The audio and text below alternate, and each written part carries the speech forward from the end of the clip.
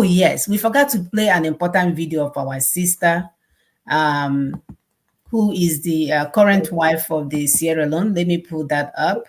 Sierra She Leone, made a great, yeah. Sierra Leone. She made Yes. a very great point, because when we tell you guys that you don't have independence, you don't have anything. You've been punked. You have been punked to the highest level. Nothing was handed to you. All they did was exchange hands of who was driving the car. They changed, they changed the driver. So you're Yes. thinking, oh yeah, okay, now we're going somewhere else. No, that driver is taking you to the same destination. Nothing changed. Nothing changed. So until you begin to see it that way. Um, yeah, let me pull this video up. And we like it that our sisters are coming on board, because this is what we preach to the wives of our leaders, so-called leaders in Nigeria. You keep answering first lady, last lady, middle lady, third lady. But all you do is use the money to extend your behind and extend the upper chamber. You don't know what is going on to know how to cancel your husband. You know what? When the enemy takes your husband down, guess who will be a widow? You. Or that's if you make it. If they decide not to take the whole generation that they did with Mwigwe, if they decide not to take that one complete, this is not the era for women to all you do is to rub pancake and buy hair. You cannot be a woman that is giving birth to children. You cannot afford to be ignorant. You cannot afford not to be precise on the things happening in your environment. Be aware, know what it is, and be part of the plan and campaign to give your children a better today and tomorrow. Let's listen to this, our sister. This is an example of what we want the women in politics to be doing. Not playing like your brain is there. The free will to make decisions on our own. Unfortunately, we are not given the free will to make decisions on our own mineral resources. There's always Big Brother who decides. And when you fight and say, no, we are not going to do this, they use the system to stop you. It's either they set you up with the opposition and they'll be supporting the opposition against you from the back, or they cause unnecessary chaos in your country so that you are not able to even govern your own people. They will do things to make you not to be functionable. And of course, any country that don't have peace cannot develop. You have to have peace before you talk about development. I'll give you a simple example about Sierra Leone. Every mining company that is in Sierra Leone today is owned by a foreigner. Every mining company. If it's not the Chinese, it's the American, it's the British. Our electricity, Bumuda, is run by the British, and we still don't have light.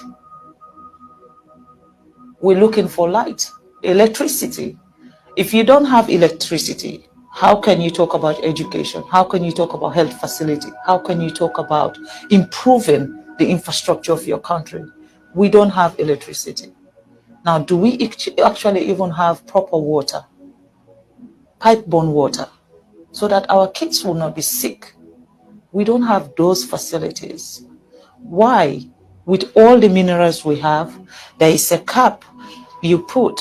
Before my husband became the president of Sierra Leone was benefiting, they said, what's the word? 0.000.1%. What is that? Basically, a company can take as much as $100 million out of the country in terms of minerals, and then they can just give the country $10,000. Now, what will $10,000 do for our health system? What is $10,000 do for our educational system? And these are the things I believe that are stopping Africa from progressing. We don't have a say. The sense about us celebrating independence, I don't know why we celebrate independence, because we are not free. Because we're dumb. That's why we celebrated. We didn't know we've been punked. We didn't know that the enemies are still in charge. We didn't know that they have installed people. Not only, this is what they do here in America. They will put a black person in charge. Go to that neighborhood. Nothing has changed. There's a congressman called Congresswoman called Sheila Jackson.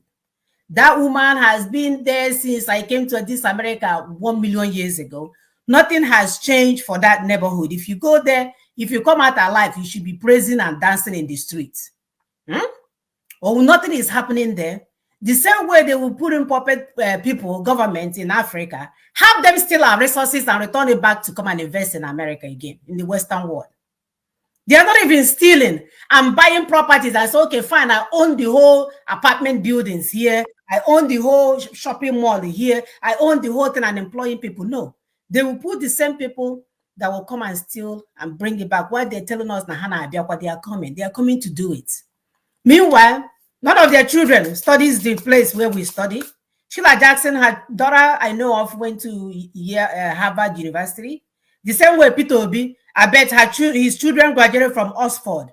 You see, this is the same criminal that looks like us. They are just agents of the colonial monsters. Nothing has changed, people. And African Americans are having that discussion. These people are not there for you. They may look like you, but they are benefiting from your suffering while they keep it cool for you. Okay, here is a bag of rice. We are sharing rice today. Nothing changes. With all the connections Nile she has as a congresswoman, she's been there for 50 years, God knows how long. She can't even say, let's do a school drive, college drive. Bring all the African Americans that have graduated to college. Let's go to all these poor schools and teach them about college, importance of college. When can they go home? All they're doing is keeping it cool for us so that they can keep winning elections and writing devotional papers for us to read in the morning. Because I wouldn't dare.